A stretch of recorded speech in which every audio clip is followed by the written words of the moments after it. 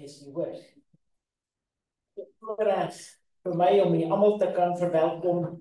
Ons is so bly u het gekom en ons wil hê u moet tuis voel tussen ons midde en u moet weet u is welkom. Hier by Magaliesberg Lewensbou Sentrum. Ons voel geëerd om professor Walter Veit by ons te kan hê en veral in die lig van wat deesdae besig is om in hierdie wêreld te gebeur. En ek dink ons almal weet, dinge is besig om te gebeur, nee. Baie drasties, vinnig te gebeur.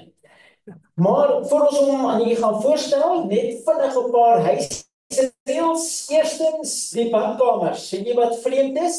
As jy uitgaan by die skuifdeure of die glasdeure, is dit aan die linkerkant. Dan vat jy net die eerste gangetjie af links. Dames aan die linkerkant, mans is nog 'n eentjie af aan die regterkant. As jy by gras kom, dan is jy te ver, net so 'n bietjie terug.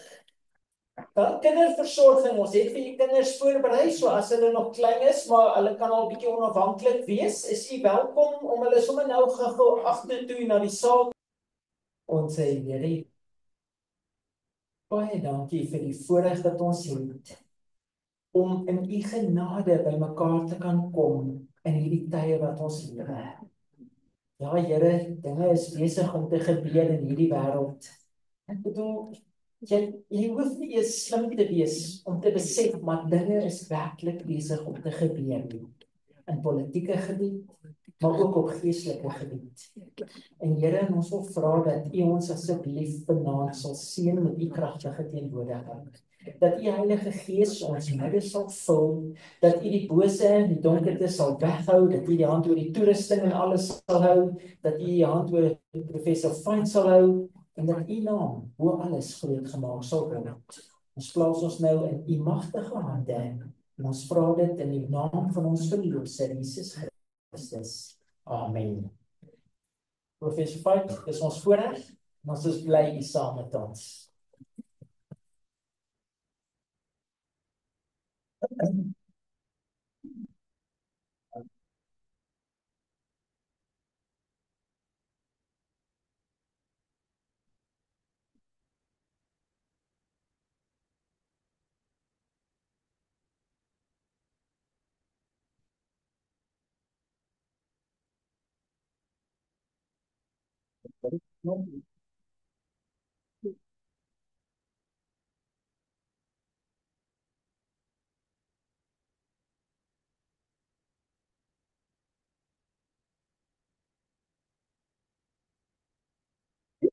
So groot, mens kan dit nie saamvat in 'n lesing nie, ook nie in 2 nie, ook nie in 3 nie, ook nie in 10 nie. Ons wil so 'n beknopte idee gee van wat aangaan, maar voor ek dit sê, wil ek eers welkom heet vir al die koloniste wat hier so sit. Dankie dat julle gekom het. En as julle dink, dit is tong in die kiesstelling oor politieke dinge wat aangaan in hierdie land en elders, dan is dit nie eintlik so nie, want die prentjie is baie groot as dit. Die prentjie is nie 'n Suid-Afrikaanse prentjie nie, dis ook nie 'n Amerikaanse prentjie nie, dis 'n wêreldprentjie. 'n Wêreldprentjie. En ek is oortuig, die wêreld het op die punt van krisis beland. Maar ons moet die feite op die tafel sit en sê hoe dit gebeur het en wat eintlik in die gedrang is. Want misleiding speel 'n geweldige groot rol.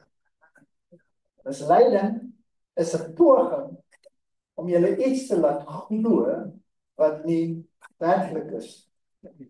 En julle so oortuig van daai nie werklikheid dat dit in julle lewe 'n werklikheid word.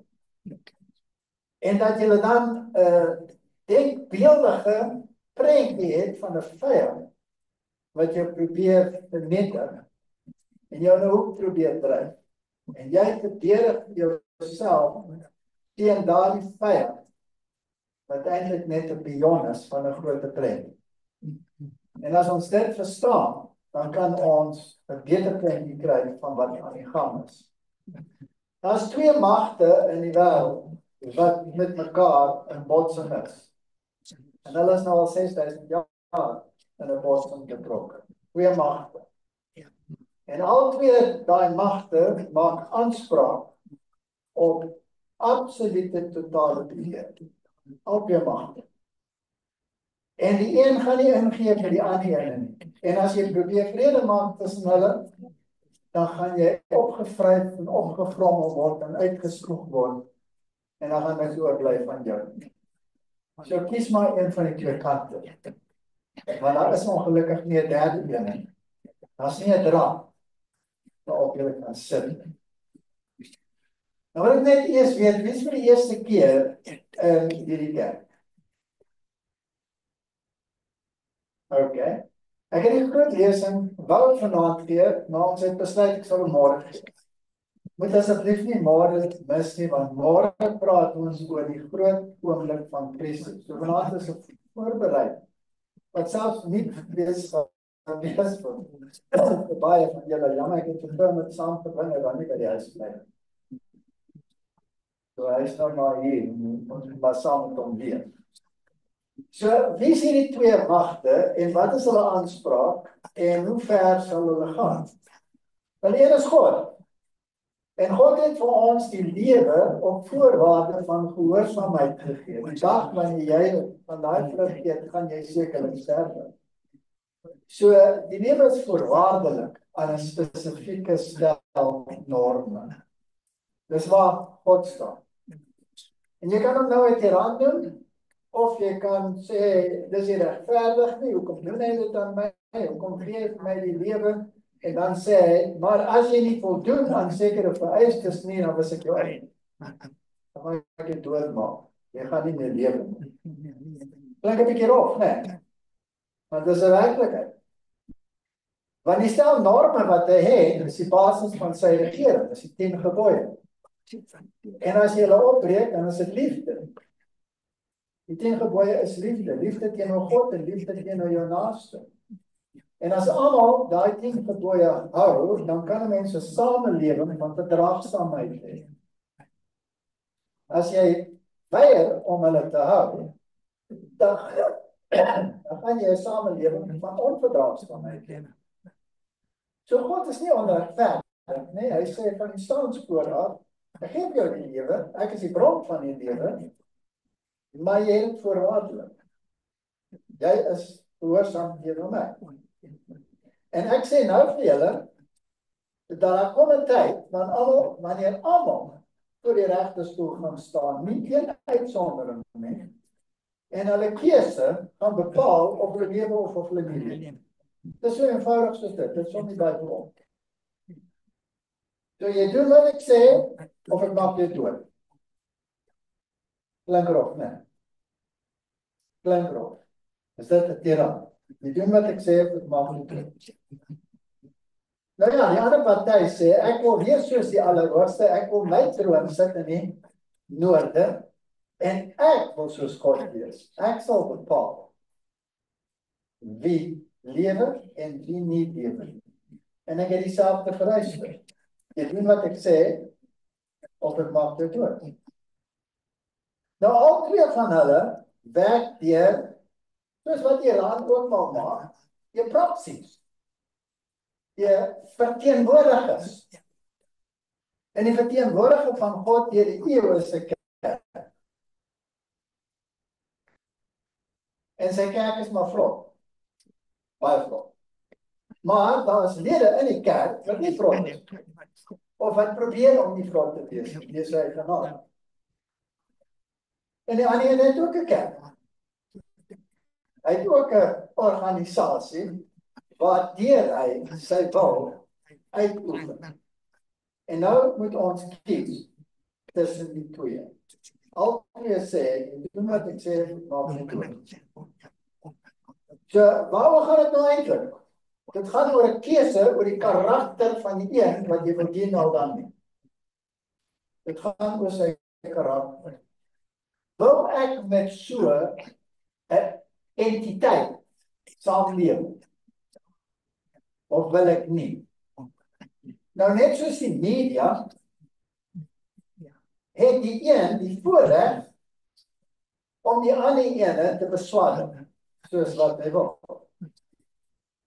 Soos Bruce Springsteen 'n konsert in Engeland hou, en hy beswadder die president van die VSA, dan gaan die president hom ook beswadder en sê hy is eintlik maar 'n loser en 'n lafaard en 'n pampoen en 'n idioot.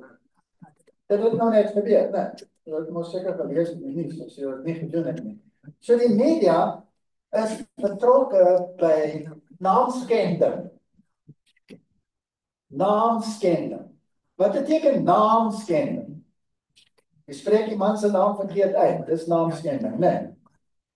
As baie teoloë wat glo dat dit is naamskending. As jy nie God se naam ordentlik uitspreek nie, dis naamskending. So, die hele wêreld skend my naam. Maar niemand weet hoe met my spreek nie. Ek gee ook nie om. Dis maar nou net die feite van die lewe. Dis hoe dit werk. Maar die naam staan tog vir wie jy is.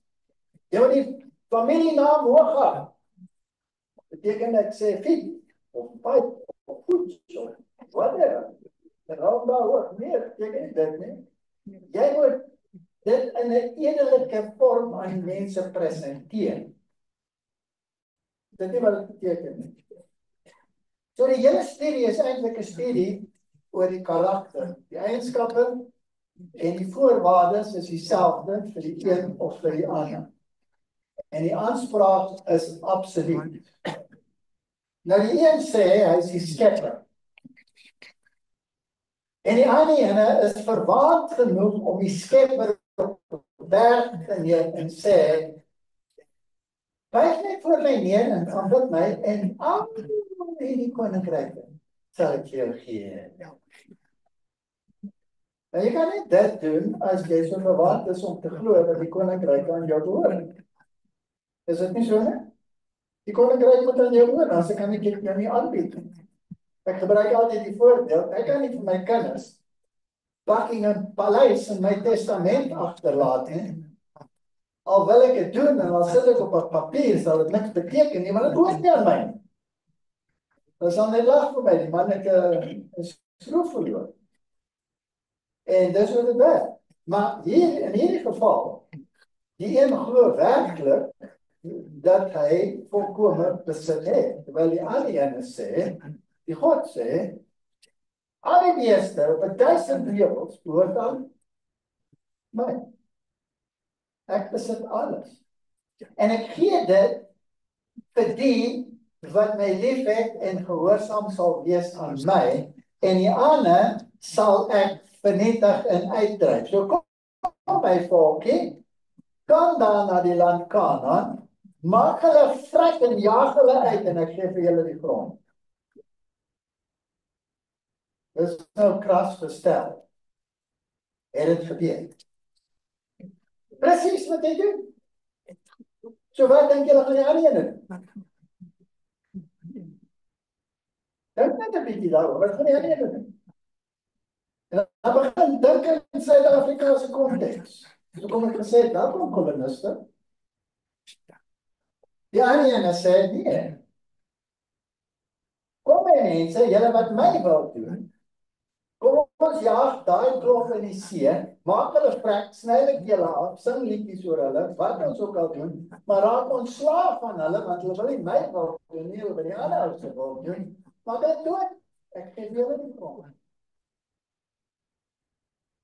Vraag ons myself verskil. Altyd myself. So die een gaan skree, genocide! En die ander ene gaan skree, nee, regtig. Nou krap 'n bietjie kop daaroor en kyk 'n bietjie na die politiek. Dis nou daai twee partye in die wêreld. Okay, so waaroor gaan dit nou? Gaan dit oor grondonteeneming? Afsny en die see injaag? Of gaan dit oor 'n groter prentjie? En is dit 'n Suid-Afrikaanse kwessie? Of is dit 'n groter prentjie? Is dit 'n goeie vraag om te vra? Nou, as dit 'n wêreldwye kwessie is, dan moet hierdie konflik een of ander tyd op die spits gedryf word. Eendag van 'n tyd moet daar 'n finale konfrontasie kom, wat die saak vir altyd bered. En die verloorkant van dood wees. So die Bybel sê, hy kom met 10.000e maal 10.000e van die engele, en hy vernietig die konings van die wêreld, hulle lê soos lyke. Ek quoteer nou die Bybel, direk. Hulle lê soos lyke, almal dood. Daniel sê, daai rots, wat sonder mense hand losgemaak word, gaan kom, en hy gaan die beeld op sy voete trek. Daar waar die yster en die klei is. En hy gaan die hele stelsel, die hele aardse politieke stelsel, en godsdienstige stelsel, gaan hy vernietig en vergrys. En daar gaan net stop wees, en hy gaan dit wegwaai, sodat daar nie 'n tikkie oorbly. Dis 'n rond ding wat daar gesê word. Jy doen op wat ek sê, maak nie kwaad. Vir almal. Nee, hy gaan my nie vir altyd doodmaak nie, hy gaan my brand vir altyd. So sê die kerk. Hy kan nie glo dat God iemand sal doodmaak. Of dat hy sal toelaat dat iemand doodgaan. Maar hy sê dan, hier is die lewe, ek gee dit vir jou, voorwaardelik. Hier is dit. Is my voorwaarde, hou die 10 gebooie. En jy sê, maar ek wil nie jou 10 gebooie hou nie, maar dankie vir die lewe. Hy sê, maar ek het vir jou gesê, is voorwaardelik. Die dag wanneer jy wil breek, vat ek die lewe terug. Jy sal nie so wees, jy is ons nie so ver. Ek kan ons maar aangaan soos ek wil, ek gee my af aan jou voorwaarde, en gaan dan maar net voor. En dan is jy eendag verbaas, as jy lewe verby is, lewe. So dis die Bybelse verhaal. Dan wil ek nou nog 'n vraag vra. Wat soek julle koloniste hier so in Afrika? Wat soek julle hier? Gaan terug Duitsland toe. Gaan terug Holland toe. Jy gaan terug Frankryk toe. Wat soek julle hier? En Britte, gaan terug. Wat soek julle hier? Hoekom is julle? Sommige ons sal sê, baie goud en ek wil dit graag hê.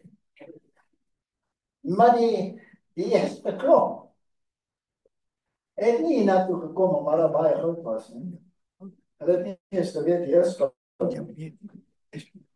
Hulle het net gevlug en hulle sou weer die daar gaan oprig daar in die Kaap van 'n vrou wat die kettinge losbreek.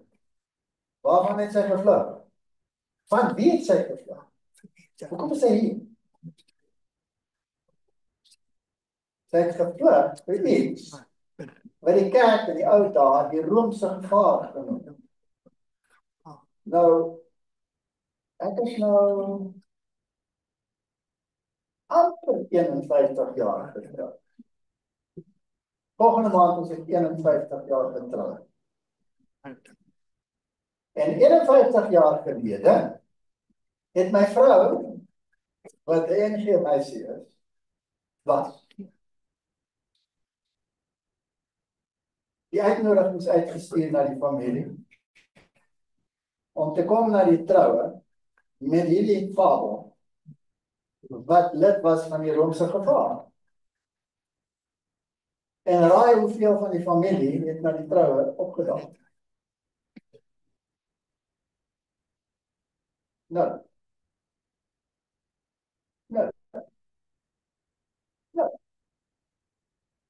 En trouw met die Romeinse gevaar, is jy mal in jou kop. As ons vandag die uitnodiging sou uitstuur, as ons nou Jap Snoete was en nou getroud, hoeveel sou waarskynlik gekom het? Wat het verander in 50 jaar? Iets het verander in 50 jaar. Die gevaar is nie meer 'n gevaar nie. Die gevaar is nie meer 'n gevaar nie. Maar wat as die gevaar werklik nog 'n gevaar is? Want ek bieg nou vanaand, ek was 'n Katoliek, en omdat ek 'n Katoliek was, was ek 'n ateïs. Dit maak seker nie baie sin vir julle nie, nee. Maar hoekom het ek 'n ateïs geword op grond van die feit dat ek getroud met 'n protestant? Nee, want ek was 'n ateïs voordat ek met haar getroud. Ek het nie getroud met haar omdat sy 'n protestant was nie, ek het met haar getroud oor heel ander redes. En hoe belangrik hy redes nou vandag is nou nie ter sake nie, maar die feit bly staan. Ek was 'n ateïs voordat ek met haar getroud. Ek was 'n hardnekkige ateïs. Vandag is ek nie 'n ateïs nie. Vandag glo ek dat God die wêreld geskep het. Ek glo dat hy vir my die lewe voorwaardelik gegee het. Ek glo die mens het geval en gesondig en dat ons geen moontlikheid het om ons eie sokkies op te trek nie, want 'n dooie man kan nie sy skoene vasmaak. Het jy al gesien dat 'n dooie man sy skoene kan vasmaak? Hy is dood. En ek was dood in transgressie. Ek kan nie my skoene dood vasmaak nie, want ek is dood. So iemand moet vir my die lewe gee. Wie gaan vir my die lewe gee? Net iemand wat dit het om te gee. En as net een wat die lewe kan gee, dis God. Want net hy sê die Bybel het lewe in homself. En hy sê, goed, die prys van die sonde is die dood. Ek sal die prys betaal. En dan, omdat ek die lewe het, sal ek dit vir jou gee. Op voorwaarde. Ag, nog nie alweer 'n voorwaarde. Op voorwaarde dat as jy my lief het en jy sê jy het my lief, dan bewaar my gebooie. En boeie as jy sê jy het my lief en jy bewaar nie my gebooie nie, dan is jy 'n leienaar en die waarheid is nie in jou nie en ek gaan jou doodmaak. Is dit wat ek nou gesê het by ons of nie? Jy sê absoluut. Het die voorwaarde verander. Die voorwaarde bly gehoorsaamheid. Dis so logies soos dit, want as jy nie gehoorsaamheid het nie, gaan jy ewige konflik en chaos hê en haat vir mekaar, en dis presies wat in die wêreld aan die gang is. Almal haat mekaar. Ek haat jou as jy swart is. Ek haat jou as jy whatever is. Geel is. Maar haat van ek jou. Ek kon sê, ek wil nie dit hê nie. Uit een bloed het ek alle mense geskaap. Almal. En die voorwaarde is, wie in my glo. Daai groot woord. Almal. Hoe groot is daai woord? Dit is baie groot woord. Almal wat in my glo, kan die ewige lewe hê. Almal. Voorwaarde is dieselfde as wat dit in Eden was. God verander. Jy kom en sê, nee wat, die gebooie was te moeilik om te hou, die Here het daar afgeskaf. Het ek alles verander en so. So, ek kan nog nie eens begin met die lees. Hulle sê mos ek het 'n lang aas. Julle moet my maar verskoon met my lang aas. Dis maar net 'n inleiding hierdie. Maar die inleiding, dan kyk, is belangrik vir die tyd waarin ons lewe. En nou sit julle nog in 'n kerk saal hierso, hierdie kerk saal behoort aan die 7de dag Akadisse kerk. Adventiste kerk. Nou die woord Adventist beteken jy glo, die Here gaan weer kom. Want hy sê, gaan kom, soos die weerlig sigbaar is van die ooste tot die weste, so gaan die koms van die Seun van die mens wees. En dan gaan 'n gewes en 'n geknas van tande wees. En die ander gaan sê, dit is ons God en wie ons glo. So dan gaan twee groepe wees. Die een gaan ween en kla, en die ander gaan sê, dit is ons God, hy sal ons red. En dis wat op ons wag. Glo my, Julle wag nie op Donald Trump om julle te red. Hy kan miskien 50 op die oomblik red. Miskien 51. Was dit 51? Ek weet nie. Ja, miskien. Maar daar's mense wat op die televisie daai arme manne vloek van links na regs staan aan 'n kant. En waar hulle die skuld gee omdat hulle die land verlaat het. En as dieselfde groep hier, van die hoogste tot die laagste wat dieselfde doen. Glo my, Donald Trump gaan julle nie help nie. Hy mag dalk 'n Here wees vir 'n oomblik. Maar aan wie se kant is hy en wat gaan gebeur? So, dis waaroor ons gaan gesels. En ek glo die wêreld is op die punt van die finale gebeurtenisse. Maar ons gaan môre daaroor gesels. En die tempo wat teen dit gebeur is asemroof. Asemrowend. Die laaste gebeurtenisse gaan baie spoedig plaasvind. So moet asseblief nie môre misloop nie. So dit was 'n pep talk om julle vanmôre te nooi. Goed. Nou hierdie Sabbat kwessie is 'n baie irriterende kwessie vir baie mense. Want wat maak dit nou saak watter dag jy het? En hierdie Adventiste is so geheg met die Sabbat. Kan hulle tog nie net 'n lewe kry nie, 'n normaal wees? Wat maak dit nou saak watter dag dit is? Ek het ook so geglo en ek is 'n evolusionis. Ek het nou Sabbat hou vir die 7 dag skepping as ek by die jaar gevat het vir die skepping. Dit maak ons nie sin nie. Dit was nie stupid nie. Hoekom moet ek dit nou doen?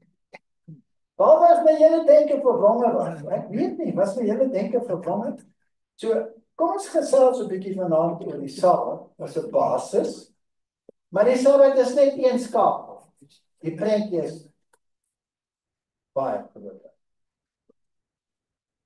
Die vorige paus, dat was 'n baie oulike ouetjie, baie so.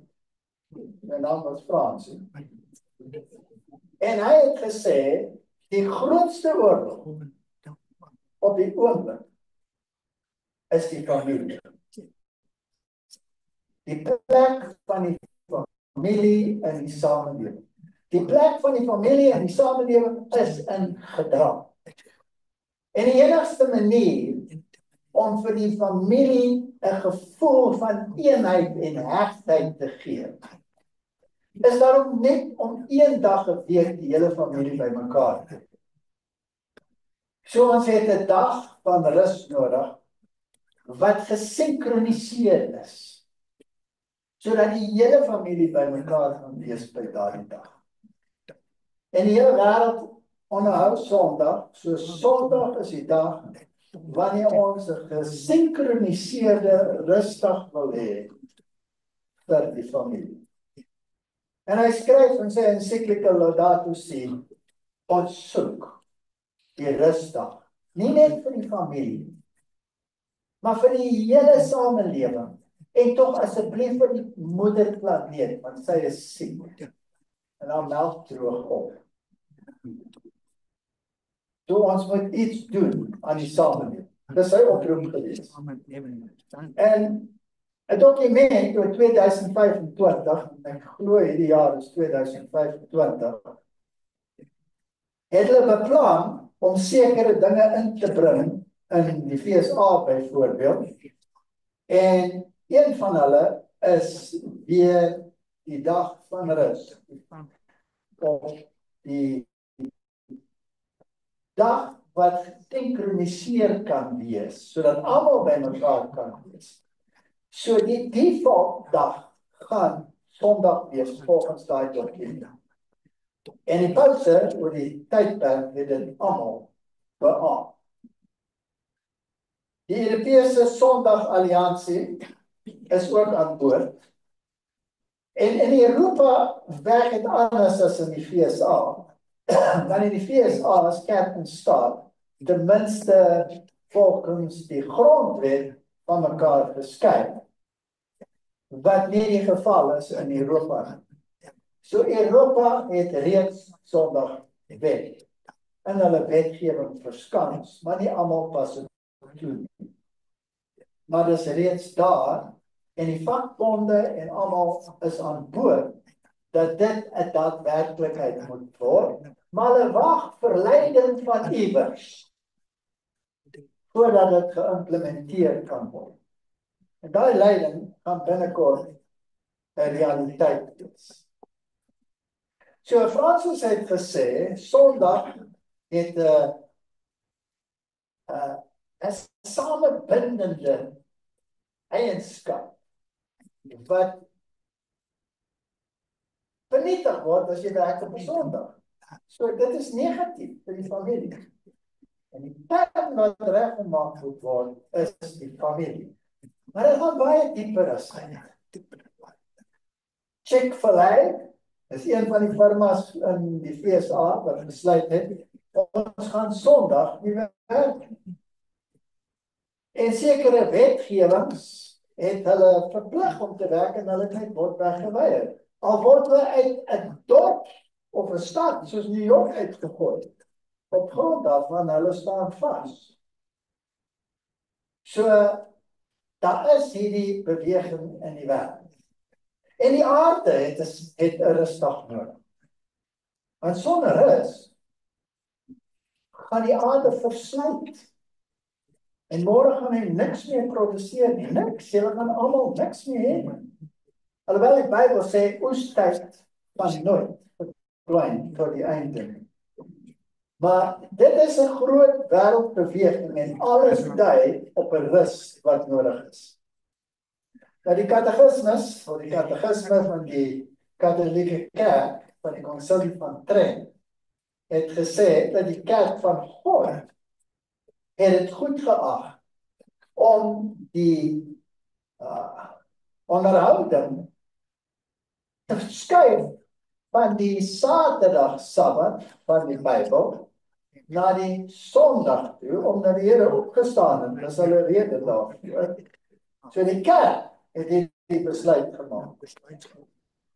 En dan, as dit kom by jou godsdienstvryheid, dan moet hierdie godsdienstvryheid beoefen word in die raamwerk van die algemene welvaart van die samelewing.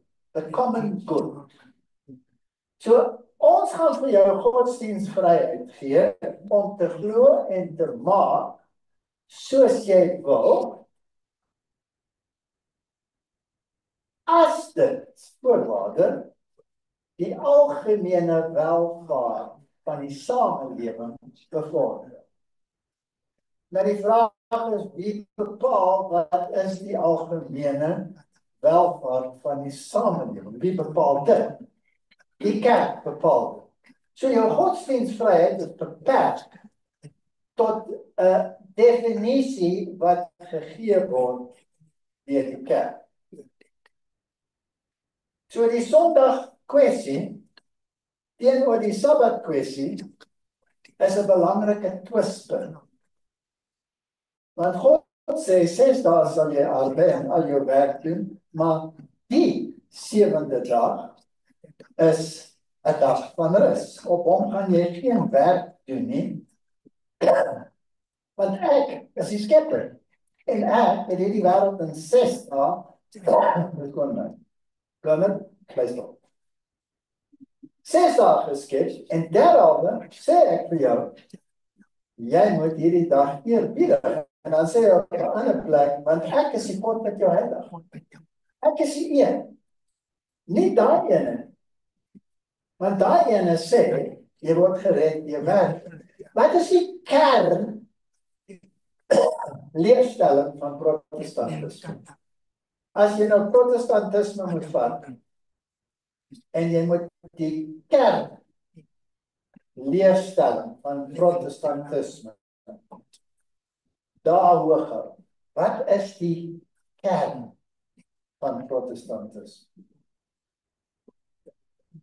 Regverdiging deur die geloof. Dis die kern. Regverdiging deur die geloof. Geloof in wat? Geloof in die bloed van Christus wat uitgegiet is vir my verlossing. Sonder die vergieting van bloed is daar geen verlossing.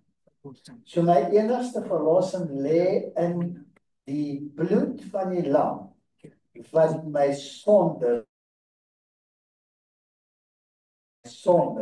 en ek kan dit aan myself toeëien net deur die geloof. Dis die kern van protestantisme. Wat sê katholicisme? Werk. Jy word verlos deur jou werke.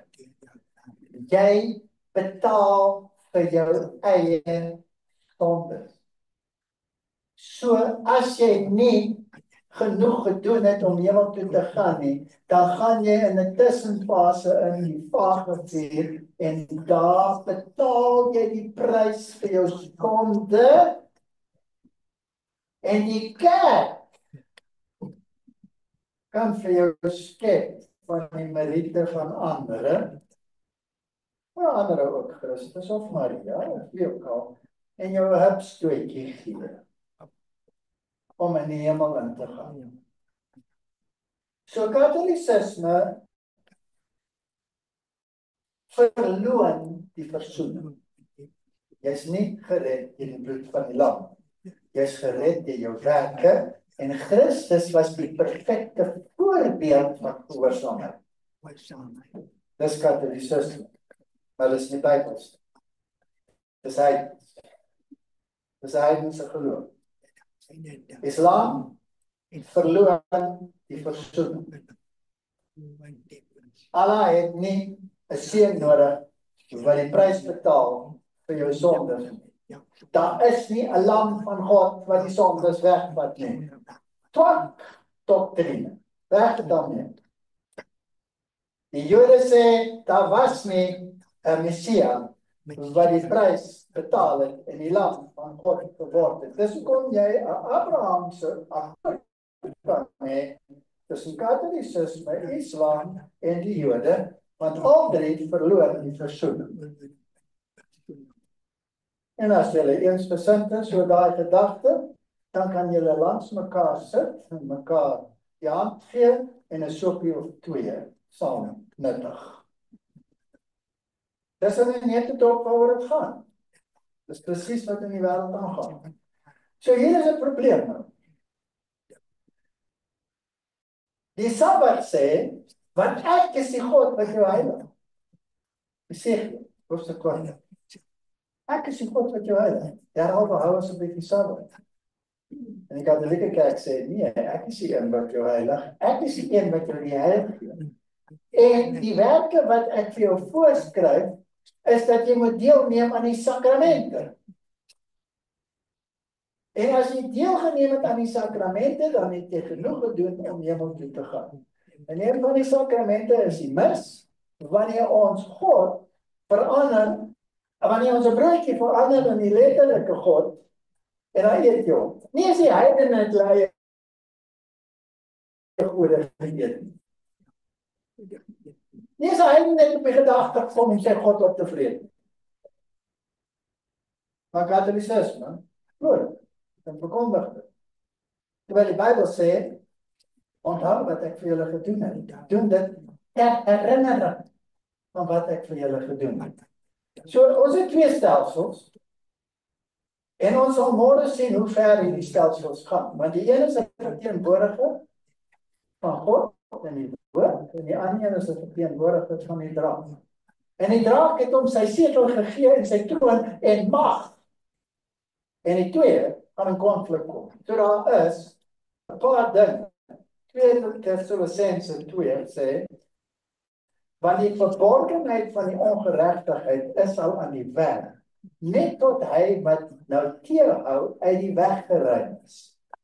En dan sal die ongeregtige geopenbaar word. Hy wat die Here met die asem van sy mond sal vertel en deur die verskyning van sy wete kom. Wat maak? Tot niks sal maak. Maak jy dood. Want jy doen nie wat ek sê nie. En die ander ene sê, nee, as jy nie doen wat ek sê nie, dan noem ek jou 'n ketter, en 'n ketter se oordeel is ketter. Ek maak jy dood. En ek vat jou land weg en ek gee dit vir die wat vir my gehoorsaam is. En jy sal niks daaromtrent kan doen nie. Ons sal sien hoe ver dit gaan. So wie was die een wat teer? Nou die kerkvaders het almal gesê, wat Paulus eintlik gesê, is wanneer hy in Sodom uit die weg geruim is, dan gaan daar plek kom vir die ongeregtige stelsel om oor te neem en dit gaan die pausdom wees. En dit gaan bestaan tot die einde van die tyd, wanneer die Here gaan kom en hom vernietig deur die helderheid van sy wederkom. Hy wie se koms is volgens die werking van Satan. Met allerlei kragtige dade, werke en tekens en wonders van die leuen. En met allerlei verleiding van ongeregtigheid en die wat verlore gaan. Omdat hulle die liefde tot die waarheid nie aangenaam neem met ongered te word. Hulle die waarheid verloor. Wat is die waarheid? Wat is 3 definisies van waarheid in die Bybel?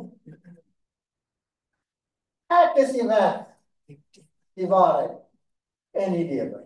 Jesus is die waarheid. Dan nie die middelpunt van jou geloof is nie sit jy in die verkeerde kerk. My woord is waarheid.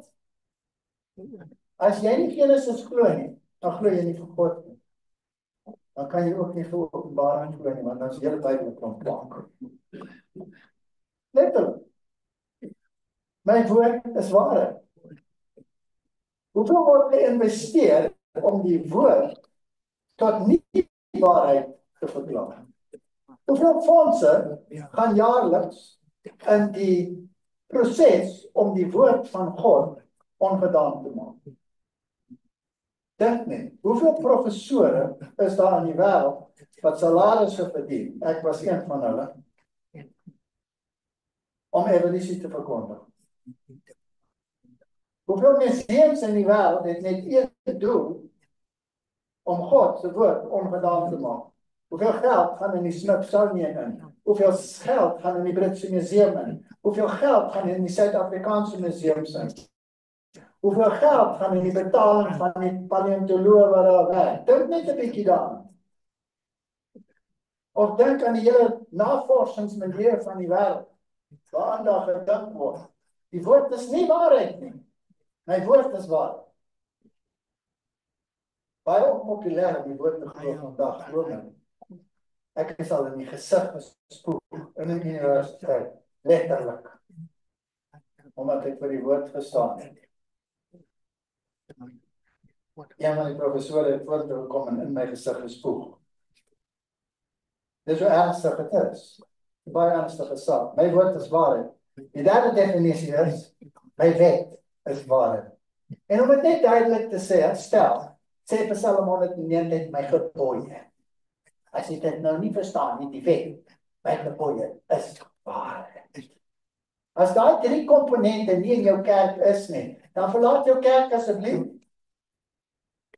Want dan is jy nie in die regte kerk nie. As jou kerk leer die gebooie is afgeskaf, maar jy 1/3 van die waarheid in die venster uitgegooi. Jy kan nie met so 'n stelsel saamleef. En as jou kerk vir jou leer, nou gaan ek direk praat met julle. As jou kerk vir jou leer, dat dit hang nie af van jou keuse of jy wil gehoorsaam wees al dan nie. Maar dit hang af van God se keuse. En jy gaan uitverkies was vir die verdoemenis of uitverkies word vir die ewige lewe, ongeag van jou keuse. Dan lieg die kerk. Want God sê, kies julle vandag, julle wil dien. As julle daar kom, daar aan die kant wil dien, die welkom. Maar as julle my wil dien, en as jy regverdig draai van sy regverdigheid en sy ongeregtigheid en doen wat reg is in die oë van die Here, geen van sy vorige ongeregtigheid sal onthou word nie. Hy sal seker dit lewe. En as jy regverdig draai van sy regverdigheid en hy doen wat verkeerd is in die oë van die lewe, hy sekerlik sterwe. Hoekom wil hy sterwe? Hy is van Israel. Draai van jou ongeregtigheid. Hoe kan God sal gewoon met vleis neem? Soos 'n moeder en haar kyk as maar jy onthou. Is dit 'n God van uitverkiesing?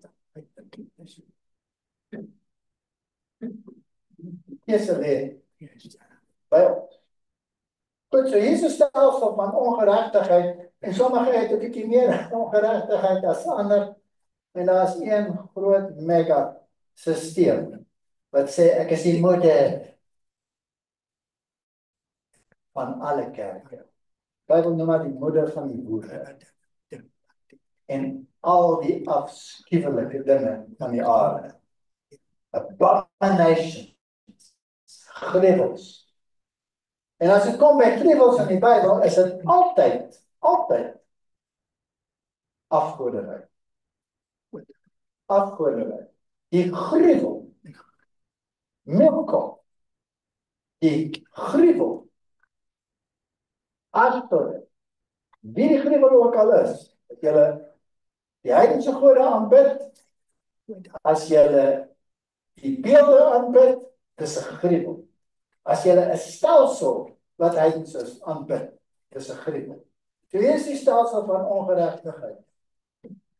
1 Timoteus 3 vers 16 sê, en onteenseglik die verborgenheid van die godsaligheid is groot. So daar's 'n verborgenheid van die ongeregtigheid en daar's 'n verborgenheid van die godsaligheid. Wat die een? God is geopenbaar in die vlees, is geregverdig in die gees, het verskyn aan die engele, is verkondig onder die heilige, is geglo in die wêreld, is opgeneem in heerlikheid. Dis die verborgenheid, die geheim van God en sy verlossing. Wie is dat? Wie is jou God? Christus? Of ja nie? Kolossense sê, naamlik die verborgenheid wat van die eeue en geslagte al verborgen was, maar nou geopenbaar is aan die heiliges, aan wie God wil bekend maak wat die rykdom van die heerlikheid van die verborgenheid onder die heidene is. Dit is Christus onder julle, die hoop van die heerlikheid. Die liewe Paulus het verskyn op die verhoog, hy het sy hande opgehou, die mense geseën en hy het gesê, dankie vir Maria. Kom ons bid aan Maria. Hail Mary, full of grace, the Lord be with you. Blessed art thou amongst women, and blessed is the fruit of thy womb, Jesus. Holy Mary, Mother of God, pray for us sinners now and at the hour of our death. Amen. Dis wat hy gesê het. Aan Maria, Mary. Dansen? Is hy middelaar?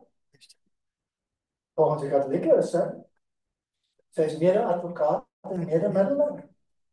Maar die Bybel sê daar's net een middelaar tussen die God en die mens, en dis die man Christus Jesus. Hier sê die Bybel duidelik. Wat is die verborgenheid? Christus Jesus. Efesiërs sê hier dat hy aan die verborgenheid van sy wil bekend gemaak het na die welbehae wat hy in homself voorgeneem het, om die volheid van die tye te reël met die doel om alle dinge wat in die hemel sowel as op die aarde is onder die hoof van Christus te verenig. As die kerk van die oorlog. Julle dink die Ramaphosa sê julle is koloniste. Julle moet dankbaar wees dat julle nog nie geskop is nie. Hy besit nie die grond nie. Hy besit dit nie. Ek sal môre vir julle sê wie dit besit. Hy het eie maand uit, dat julle nie dink ek maak dit op nie. En dan kom ons by die Sabbat. Dis 'n toets van loyaliteit, net soos die boom van die kennis van goed en kwaad. Maar daar's geen logiese rede om Sabbat te hou. Die 10 gebooie is baie logies. Moenie doodslaan. Moenie mekaar belieg nie. Dit maak mense ongelukkig. As iemand met my vra gaan slaap, ek gaan baie kwaad wees. Ek wil dit nie hê nie, ek gaan die ou iets doen aan hom, ek gaan die ander gebod breek en sy nek breek. Samelewing kan nie bestaan in sonde nie.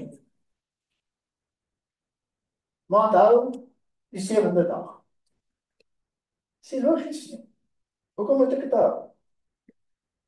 Hoekom moet ek dit hou? So dis die enigste gebod in die dialoog wat geen logiese rede het om het te onthou nie. Behalwe dat God so gesê het.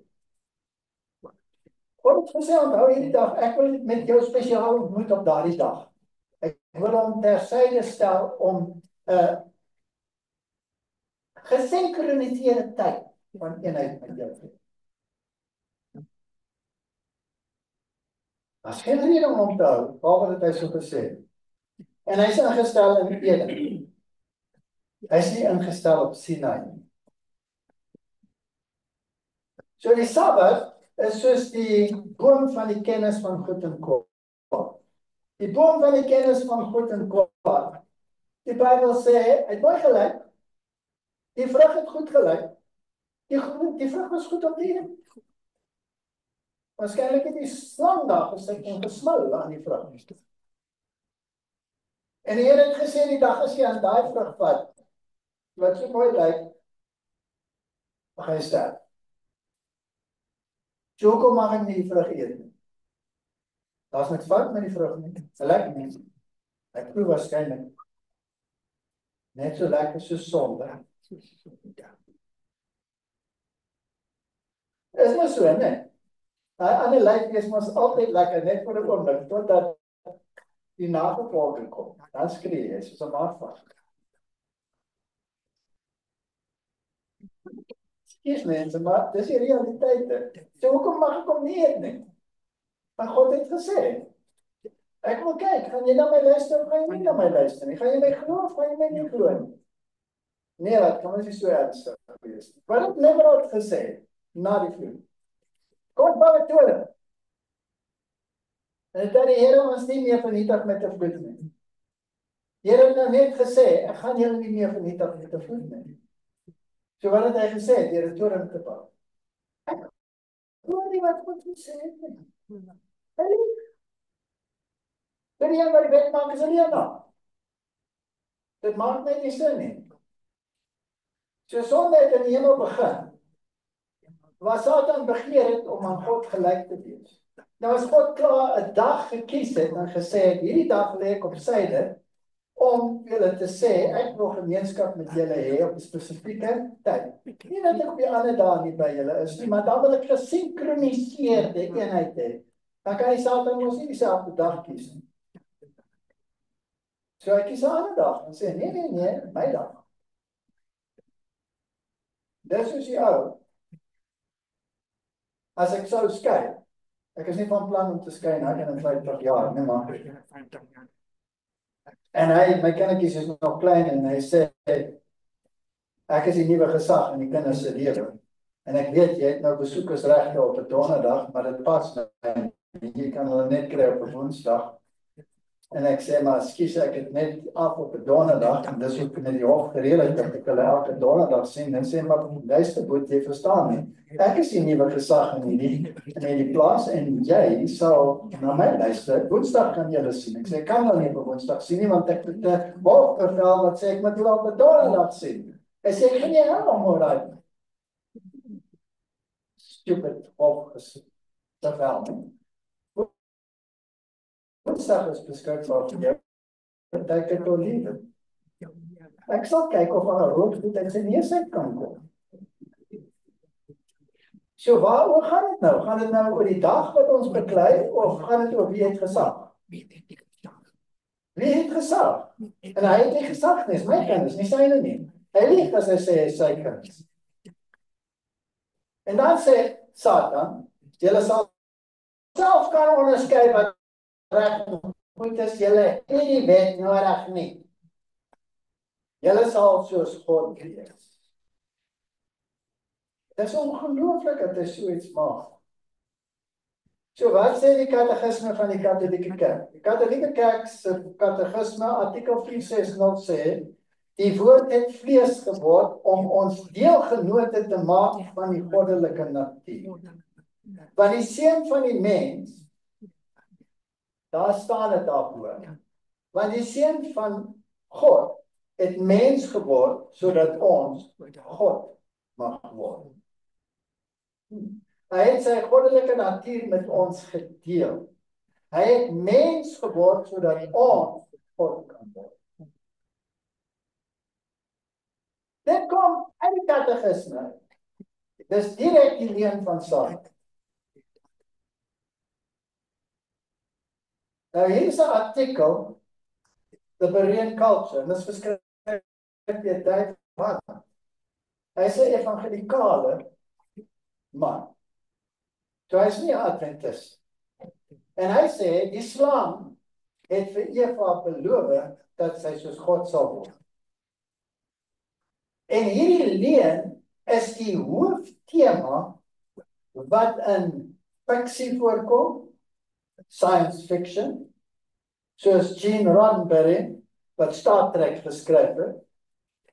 Hy het oorspronklik uit die Baptiste kerk gekom, maar hy het geglo dat ons gode is wat besig is om te ontwikkel. Maar dan ook die Mormone, hulle leer ook dat God vir die mensdom godheid gegee en dat die duiwel die waarheid gepraat. Brigham Young het gesê, hy was die profeet na Joseph Smith, wat met te veel vrouens geslaap het, toe maak die ander mans om dood. Ek weet nie kom ons so 'n stupid ding doen nie. En dit is wat gebeur het. Die volgende profeet was Brigham Young, en hy het gesê, the devil told the truth about Godhead. I would not have Mother Eve miss eating the forbidden fruit for anything through the gift of sin.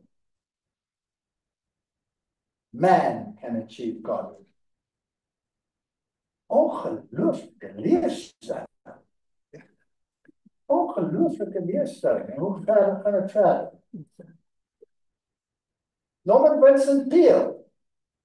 Hy was die hoofspreker by die 85ste geboortedag van die leier, Kimball, van die Mormone. En hy was natuurlik ook 'n 33 graad vry messelaar. En hy het gesê dat die leerstelling van die Mormone is wat hy ook glo. En Norman Vincent Peale was die mentor van Billy Graham. En Norman Vincent Peale was die voorbeeld en die mentor van Donald Trump. Hy sê dit so. Ek sê dit. So die raad byt vir my, hou van die leer, van die duiwel. Goed. Hoe wil jy jouself bevry van die wet van die Sabbat? Die groot stryd sê vir ons dat die belangrikheid van die Sabbat as 'n gedenkteken van die Skepper moenie onderskat word. En as almal sou glo dat God geskep het en almal die Sabbat sou onderhou met die wete dat God geskep het in 6 dae, dan sou daar nie 'n ongelowige in die wêreld wees nie. Dit sou nie moontlik wees. So wat was die doel van die Sabbat? En hoekom is dit ingestel? Dit is by die skepping ingestel. Nie op Sinai. Terloops, toe die Egiptenare die Jode gevange gehou het, en Moses gekom het om hulle te verlos. Toe het Moses die Sabbat onderhouding weer ingestel. Toe is Sinai, terwyl hy nog in Egipte was. En Farao het vir hom gesê, jy Moses, jy laat die mense Sabbat. Sabbat. Ek verbied dit. Terug na julle werke. Van die strooi weg. Hulle moet dit self versamel. Werk op daai dag. Wat was God se antwoord? Geen plan. Geen plan. Farao is vernietig. Dis 'n tipe. En toe sê die Here vir die volk, luister, julle is so de mekaar met Egiptiese leerstellings. Kom ek vat julle na die woestyn toe en ek vat julle op pad Sinai. En ek leer vir julle van my dag. So ek gaan vir julle manna gee om te eet, want julle mormos, julle liewes 'n varkchoppie hê. Maar die varkchoppie is nou ongelukkig verby en die beesvleis en die lamchoppie is ook verby, jy gaan nou manna kry. Die brood. Val die manna. Hoeveel dae het hy geval? 6. En as hulle vir 2 dae opgetel het, wat het gebeur met die manna? Vrot. En die 6ste dag, hoeveel het geval? 2 keer soveel. En dit het nie brood geword nie. En op die Sabbat was daar niks nie. Het die Sabbat gehou voor Sinai. Absoluut, het hulle geleer. Dis die dag wanneer ek met julle gemeenskap het. So op die 6de dag is Adam 'n maat gegee, want dit was nie goed vir hom om alleen te wees. Daar's 'n horisontale verhouding tussen mens en mens. En op die 7de dag het God die Sabbat bygevoeg wat die mensdom moes rus in hom vind. En God het ook die verhouding met hulle gerus. So daar's 'n vertikale verhouding. So dit stel alles in perspektief. En Jesus Christus is die skepper en die Here van die Sabbat.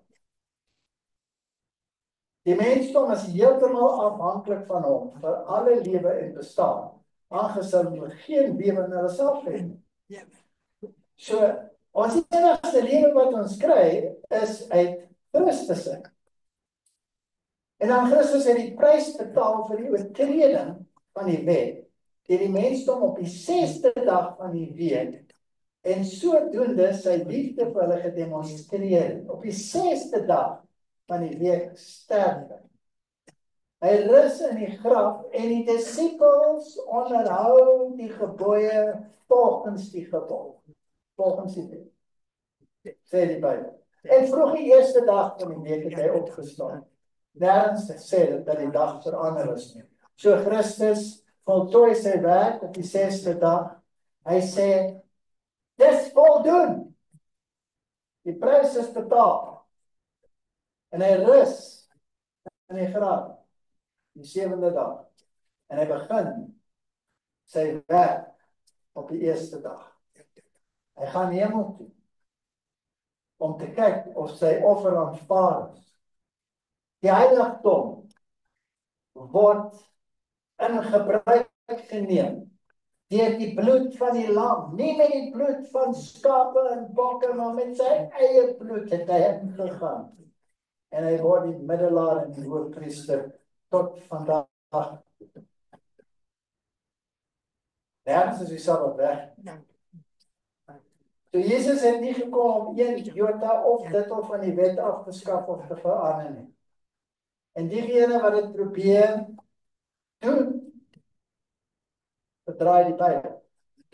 So wat is verlossing? Is terug eising. Ek eis jou terug. Ek betaal die prys. Dis soos Hosea, wat sy vrou gaan na. Sy gaan horeer en sy verkoop as 'n prostituut en hy koop haar. Hy koop haar terug. Wat 'n wonderlike beeldspraak met die Bybel, dis 'n wonderlike boek.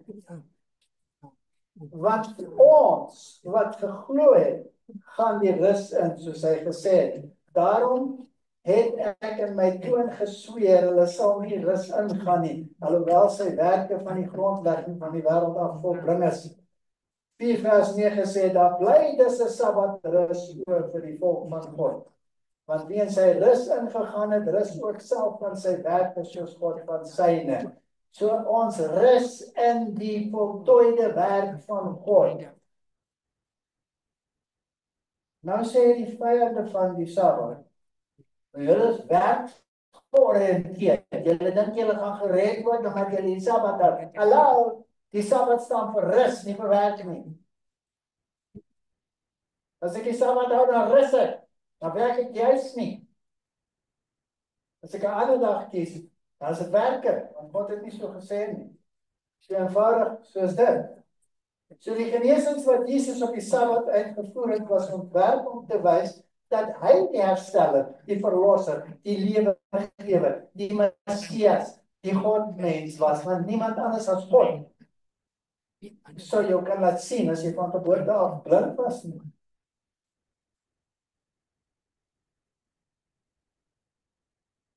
Hy is 'n bedrieger. Die man sê, of hy 'n bedrieger is of nie, ek weet nie, maar een ding weet ek, ek was blind en nou sien. Hy is 'n sondaar. Of hy 'n sondaar is, dit weet ek nie, maar ek weet, ek kan sien nou. Wil julle ook sy disippels word? Skiet hulle 'n gasket van gooi hom uit. Maar ons dank God dat julle wel diensknegte van die sonde was, maar van harte gehoorsaam geword het aan die voorbeeld van die leer wat aan julle oorgelewe het en vrygemaak van die sonde het julle diensbaar geword aan die geregtigheid. Dis so 'n mooi evangelie. Hoekom wil niemand dit hê nie? Gedenk die Sabbatdag dat jy dit hou. Want in 6 dae het ek die hemel en die aarde geskep. Gedenk daaraan, sê dit in Deuteronomium. Want ek het jou verlos, ek het jou uit Egipte uitgehaal. Ek is nie net jou skepper nie, ek is jou herskepper. Ek het jou verlos. En dan sê Openbaring, as iemand die dier in sy beeld aanbid en die merk op sy voorhoof of op sy hand ontvang, wat is die merk? Dit is 'n computerstempel, né? Openbaring sê, na die dinge het ek die engel sien neerdal uit die hemel met groot mag en die aarde is verlig deur sy heerlikheid. En hy het met 'n groot stem kragtig uitgeroep: Geval in die groot Babylon. En dit het geword 'n woonplek van duiwels en 'n versamelplek van alle ander onreine geeste, 'n versamelplek van alle ander onreine en hartlike soorte. 'n Valse evangelie, 'n valse heilige gees, 'n huis van demone, 'n gevalle stelsel, gooi die wet. Dis ernstig, mense. Dis ernstig. Nou wat sê Rome? Natuurlik sê die Katolieke Kerk dat die verandering haar daad was. En die daad, die verandering van die Sabbat na die Sondag, is die merkteken van my goddelike bestaan. Dis my merk. Sy sê, die kerk is voor die Bybel. En die bewys daarvan is dat ons die Sabbat na die Sondag toe geskuif het. Dis die Catholic record. En 'n rede, luister nou na hierdie uitdaging, rede en gesonde verstand sê vir ons dat ons of die een of die ander ene moet aanvaar en dan sê hulle dit prontuit. Of jy is 'n protestant, dis Rome wat praat nie uit. Of jy is 'n protestant in jou Saterdag, of jy is gehoorsaam aan ons in jou Sondag.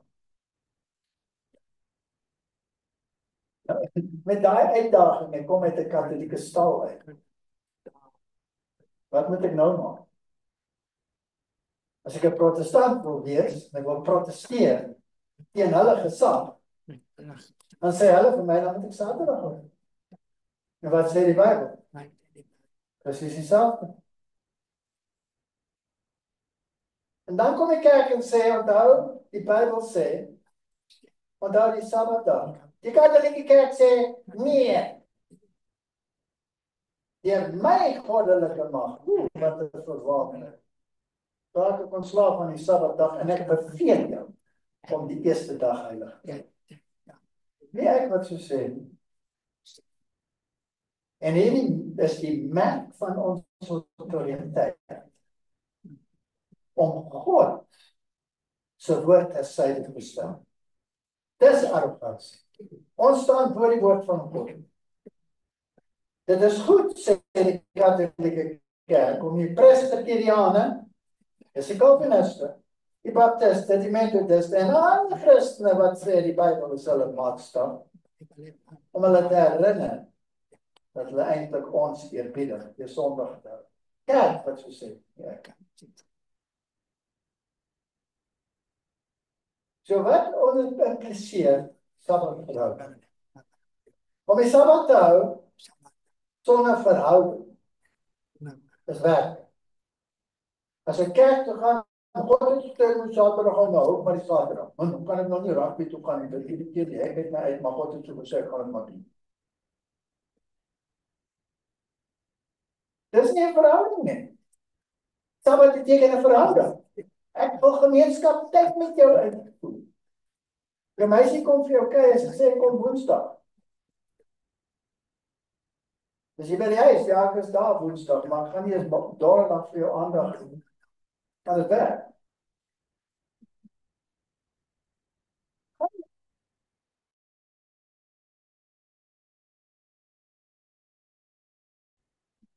En jy moet tyd saam spandeer. Ja, maar vandag is rugby en ek gaan nie met jou om die verkeerde dag te hou, is 'n ontkenning van die algehele afhanklikheid van die Skepper en Verlosser. Daarom moet dit ook werk. Om die dag te verander, neem 'n oomblik om 'n verhouding te kry, neem 'n tyd. En dit neem olie. Dit is maklik om die dag te verander. Maar om 'n verhouding te kry, is 'n ander saak. So die Sabbat staan vir verhouding. So baie Sondag onderhoudende Christene wat 'n verhouding het en die Sondag in onkunde onderhou het, sal agslaan op die leiderroep en baie Sabbat onderhoudende Christene wat nie 'n verhouding het nie, sal verlore gaan. Jy's nie gered omdat jy die Sabbat hou nie. Jy's gered omdat jy 'n verhouding met God het. Maar die simbool wat sê, ek glo jy is my Skepper en my Verlosser, is die Sabbat. So dit is jou merkteken. Hallo, dis die God waar ek glo, die een wat uit Egipte uitgehaal het, daai ene. Jy sal geen ander gode naas my hê nie. Want ek is die God wat jou uit Egipte uitgehaal het. Dink 'n bietjie aan daai eerste gebed. Dis die enige God, nie? Dis nie Allah nie. Allah was nie daar nie. Hy het niemand uit Egipte uitgehaal nie. Die God wat jou uit Egipte uitgehaal het, dis een. Jy mag geen ander gode naas my hê. Bly na die Here.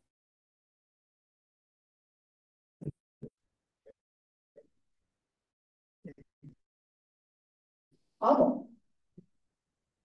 Maar die Bybel sê, niemand kom na die Vader behalwe aan die Here om te sê, daar is geen ander manier nie.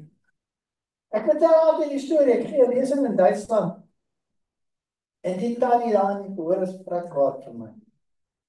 Sy staan op en sy skree, op my, in die gehoor, julle mag ook op doen as julle wil. Ek is verwonder. Sy sê vir my, dis verwaand om te sê, dat daar net een manier is om na God te kom. Dis verwaand van Christus om dit te sê. Ek sê vir haar, ja, jy is reg. Die wind is heeltemal uit as sy lyf, sy gaan sit. Ek sê vir haar, daar is 7 biljoen mense op aarde, waarvan 3,5 biljoen mans is. Maar ek is die pa van my kinders. Die kans dat ek die pa van my kinders is dis 1 in 3,5 biljoen. Ek gee nie om vir die statistiek nie. Ek is die pa van my kinders. Is ek nou verwant? Daar's 3,5 biljoen wat kan aanspraak maak om die pa te wees. Maar ek is die pa. En dis hoe dit is. Ek is jou Skepper. Ek is jou Verlosser. Ek is die enigste een wat dit kan doen. Ek het jou lief. So is dit verwant of is dit net 'n feit? Dis net 'n feit. Jy kan niks daaraan doen nie. Dis ook waar, dit is nie waar. Baie gaan hoor gee op hierdie oproep. En dit gaan wêreldwyd verkondig. Wanneer die wet van God ongedaan gemaak word, sê die Bybel, dan moet God optree. Dan moet hy optree. Baie sal die kerk verlaat, en dit sal lyk asof die kerk gaan kantel en val. Want almal wat nie gewortel is in 'n verhouding, gaan nie die plaas hier aan die ander kant op prys gee. Want miskien gaan Ramaphosa van plan verander en gaan nie onteien word nie. En ek wil tog so graag hier onder bly. Hoekom wil jy onder bly as God gesê het, ek gaan vir jou in die hemel grond gee. Jy gaan huise bou en jy gaan hulle self bewoon. Jy gaan nie bou en iemand anders daarin woon nie. Jy gaan 'n wingerd plant en jy gaan self daarvan eet en nie ander daarvan eet. Het ek die Bybel nou gekwoteer of nie? Dis 'n wonderlike belofte. Maar ons glo aan dit wat ons sien. So die Ou Testamentiese veldslae dien as tipes van die finale konfrontasie. Elke aardse steen sal afgesny word en hulle kan nie koop of verkoop. Dit staan in Openbaring 13 vers 17. Die hele wêreld is teen hulle in opstand. Hulle is teen hulle. Openbaring 13. Die hele wêreld van jou haat. Jy gaan vervolg word. 'n Doodskreet word teen jou uitgespreek of dekreet. Openbaring 13 vers 15. Al wat hulle kan doen is om te vertrou dat hulle deur die belofte gered sal word.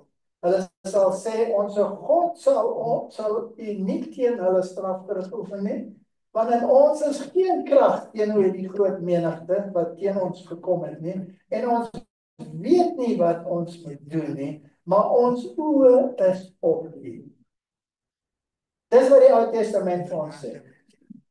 En dis waar ons nou lewe. Moenie dat iemand van julle kom red. Moenie dat die wiel gaan draai. Dink net 'n bietjie. Die Bybel sê, ek was jong en nou is ek oud. En ek het nog nooit, let op daai woord, nog nooit die kinders van 'n regverdige sien bedel nie. Dit staan in die Bybel. Ek was jong en nou is ek oud. Maar ek het nog nooit so groot kinders van 'n regverdige sien bedel nie. Het julle al gekyk wat op die strate aangaan in hierdie land? Het julle al gery die vereniging of enige een van daai dorpe en by elke verkeerslig staan daar iemand? Natuurlik is net swartes wat daar staan, né? Wie staan daar?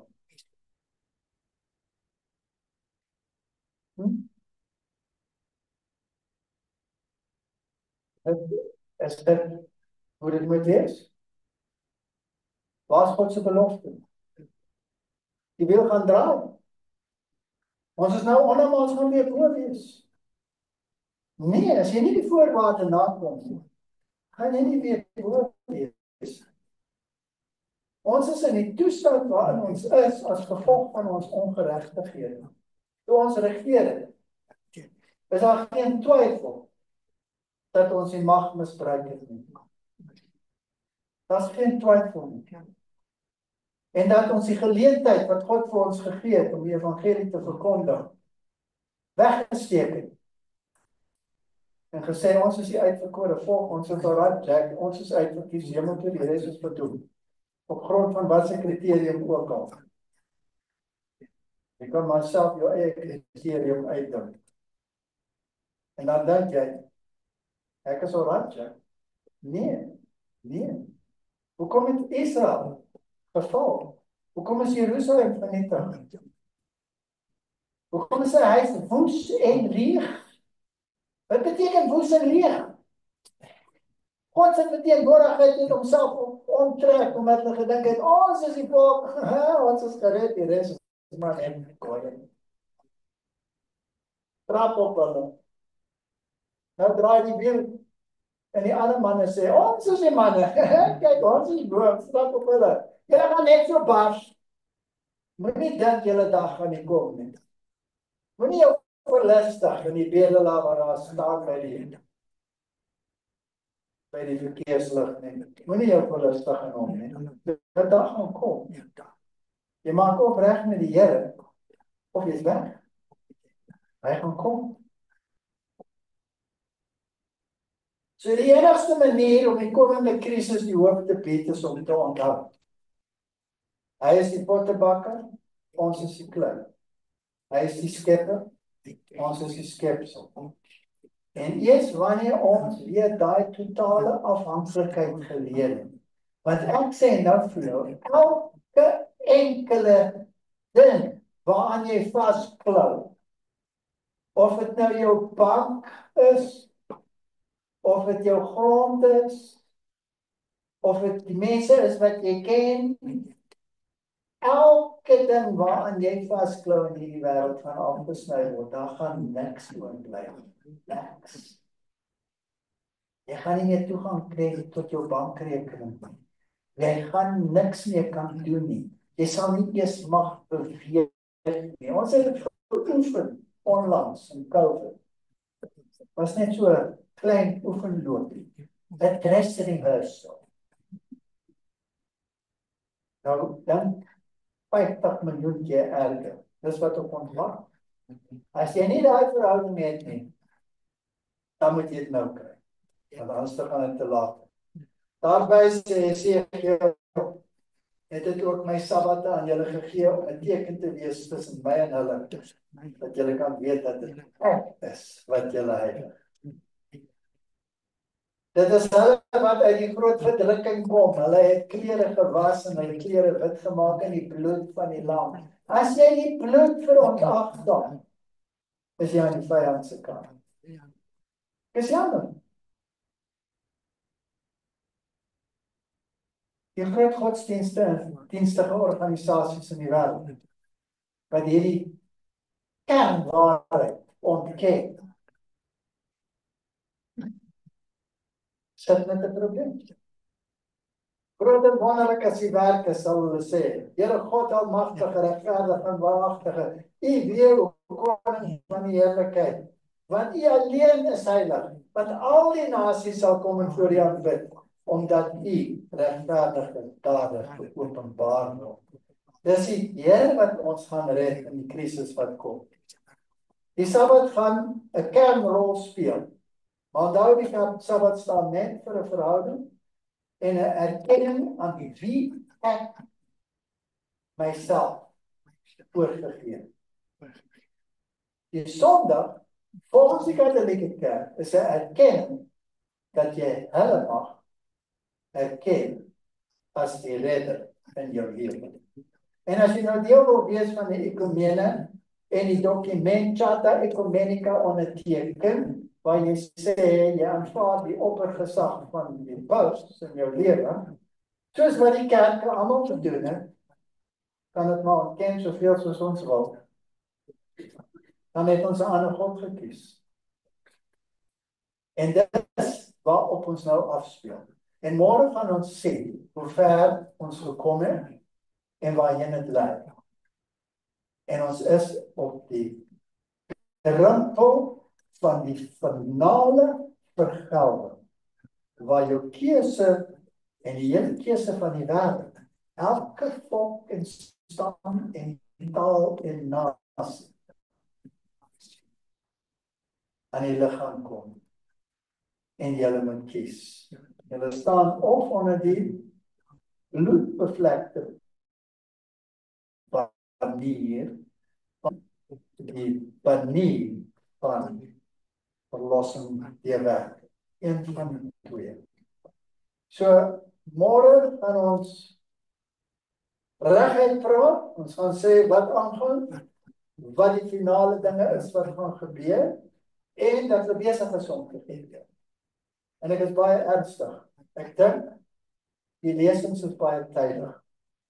Ons is in 'n oomblik van krisis. En die keuse lê by ons. Kies julle vandag wie julle wil dien.